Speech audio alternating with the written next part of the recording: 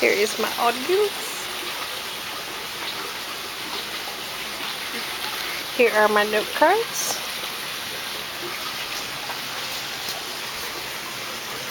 Okay, so my name is Cynthia Luna. Today I'm going to be talking about emergency preparedness.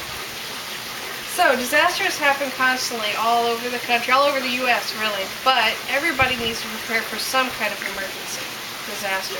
Because no matter where you live, you're going to have hurricanes, you can have tornadoes, you can have floods.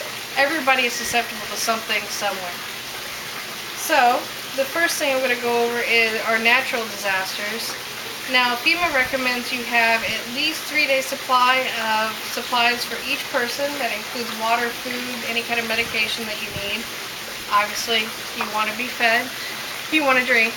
They actually recommend 1 gallon of water per person, which for the people that only drink soda anymore may seem a little ridiculous, but it's realistic. There are a lot of different types of foods that you can get, besides having the regular canned foods that will stay good for a few years. There are good foods that are good for longer periods of time. You have freeze-dried foods, which are by far the longest lasting foods. They can stay up to 25 years if stored in a dry place. Then you have dehydrated food, which can be good for up to 10 years if stored in a dry place and not open. And then you have MREs. The dreaded MREs. Everybody says they're nasty, but I've tried them. They're not that bad, especially with the mac and cheese with a little bit of the cheese packets inside. But those can supposedly last for up to 10 years, but it also depends upon the temperature that they're kept at. So if you keep them at a higher temperature, then they are good for less time. Now, this is another thing that would be positive to have. It is a crank radio. You actually just lift it out. They make lots of different kinds like this, but you just turn it, gives you power. This one is convenient because it has a little light on it too, an emergency signal. It's like the little got everything, but you can get them simpler or more elaborate if you wanted. Now the next thing will be an economic collapse, which is obviously more dramatic. You're going to want a lot more food, a lot more supplies. In that case, you're going to want like a 3 to 6 month or even more in supplies, because you never know what could happen.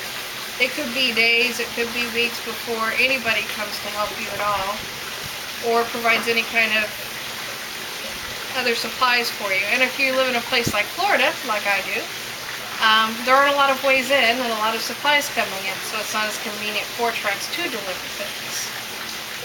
So my last thing that I want to go over are zombie apocalypse. Of course, the big dreaded disaster nobody ever wants to have to face, but even the CDC has recognized zombie apocalypses. Of course, they only say that you need the same supplies for it and that it's not likely to happen. They don't actually say, hey, you're going to have one, but it's actually on their website now that they recognize it and provide the supplies that you should have, which is basically the 7 days to 14 days of supplies. But I think we need to go a little bit more dramatic than that. In the case of zombies, I would want a little bit more. You're going to want to protect your family and all that food that you've stored up. So you have a few choices. You can go simple. You can get like the bow and arrow because it's great and quiet. Doesn't alert any other zombies that you're shooting them.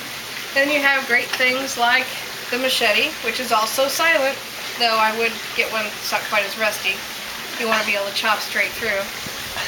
And then, of course, you have guns. Now, you have quite a selection of guns, all the guns in the world that you could ever have to protect yourself from zombies. My favorite, because it's kind of quiet and it's really light and you can fire it all day and not hurt anything, is the .22 long rifle.